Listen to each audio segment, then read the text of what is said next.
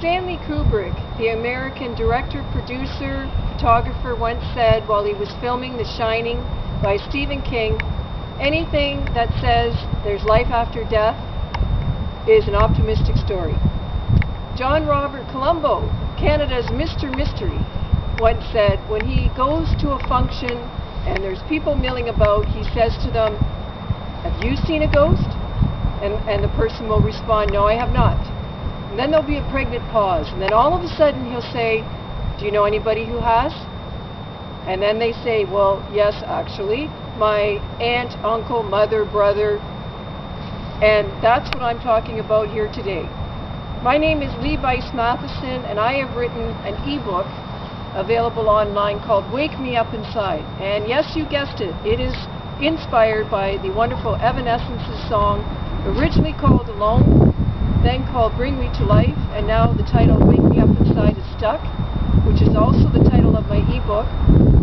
I want to thank Evanescence for her song, and she inspired the writer inside of me, came awake, and that's what this is all about. Now, it is a ghost story centered on Bice-Matheson, the teenage heroine, who has to move from Toronto to Hicksville, Ontario, a place called Kamlaki, a small little village, with her parents to help with her ailing grandparents. She's not happy about this.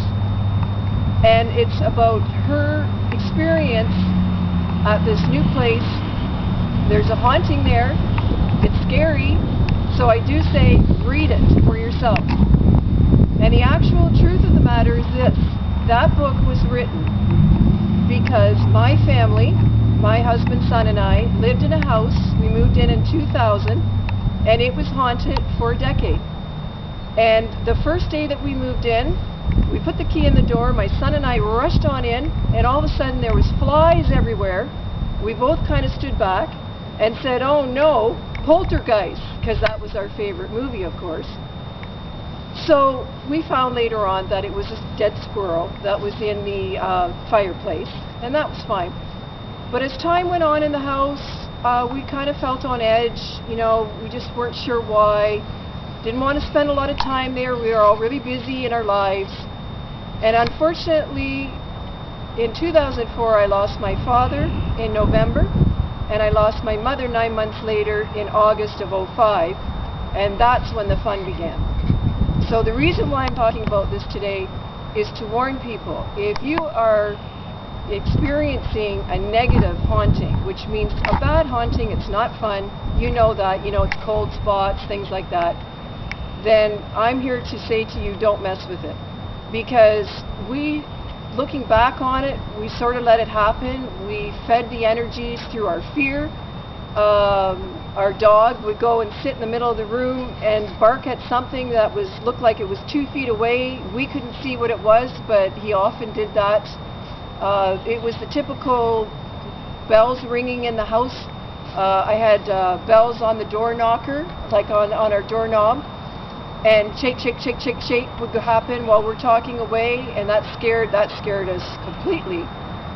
Right down to footsteps pacing upstairs in the hallway between our 2 bedrooms. Ours was on the north side, my husband's and mine. Our son's was on the south side. And if you woke up in the middle of the night, you definitely, even though it was carpeted, you heard footsteps going back and forth. So then the final straw for me was one night my husband and I were at my brother-in-law's 50th birthday party, and our son called and he said, Mom, please, you've got to come home. You've got to come home. I'm scared out of my mind. I have a chair up against the doorknob. I can't, something's scaring me in the house. There's something in here. So on that note, we left immediately and went home, and there he was, poor kid. We let ourselves in. We went right up to his room. He took the chair away and he said, Mom, something's been knocking on my door. Something's been rattling the bells in the house. Something's been opening and closing the cupboards downstairs. He was so afraid that finally I called a psychic, and the psychic, of course, was busy, so it took 2 more weeks.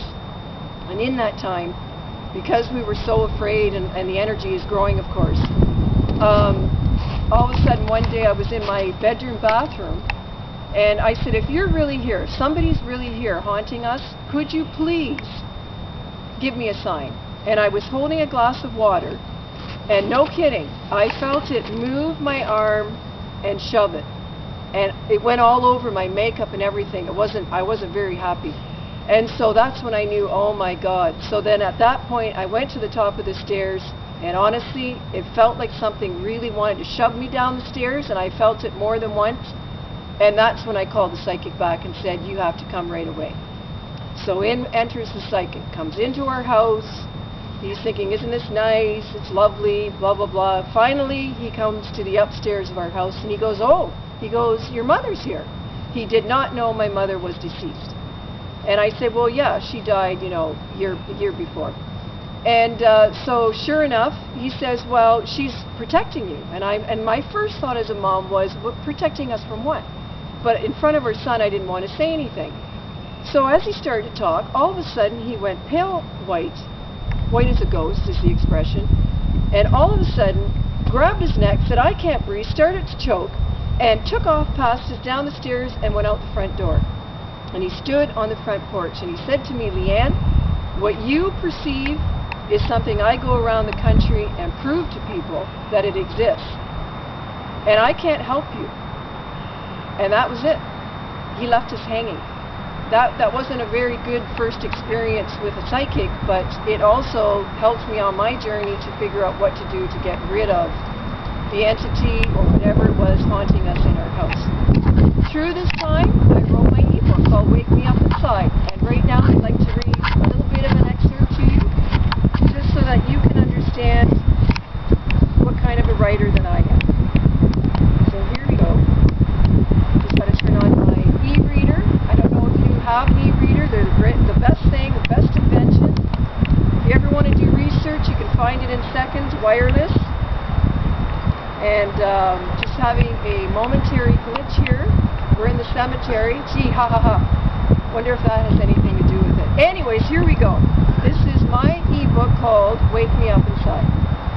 It was an amazing feeling to run through the naked forest, free of scratches from errant tree branches, to be invincible. I felt free. Glancing down, I thought, how strange to be wearing a flowy pink and white ruffle dress with a high collar. The feeling of running carefree vanished. Without warning, my joyful mood disappeared into one of desperation. The sound of wild dogs snapping at my heels prompted me to run for my life. There was no one here to save me. My heart raced as my legs grew sore while struggling to breathe.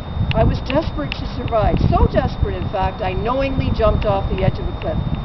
Time slowed in free fall. My heart jumped into my throat, my stomach flip-flopped, and while kicking all the way down, I landed on a boy lying still, stiff as a corpse in a coffin. My fall did not affect him in any way. I immediately rolled off him, horrified by what I thought was true. My eyes grew so wide, expecting them to pop.